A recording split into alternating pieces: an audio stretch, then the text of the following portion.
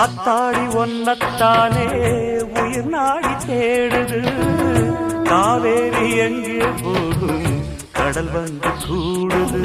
அந்திப் பொழுதில் தென்னங்கிளையில் தென்றல் கூத்தாட மையை எழுதி மஞ்சள் குருதி கையை கோத்தாட அடங்காத ஆசை கொண்டு நானும் போராட உனக்கென பிறந்தவ ரெக்க கட்டி பறந்தவ இவதான். என விட உனக்கு மனசுக்கு பிடிச்சவ எவதான்.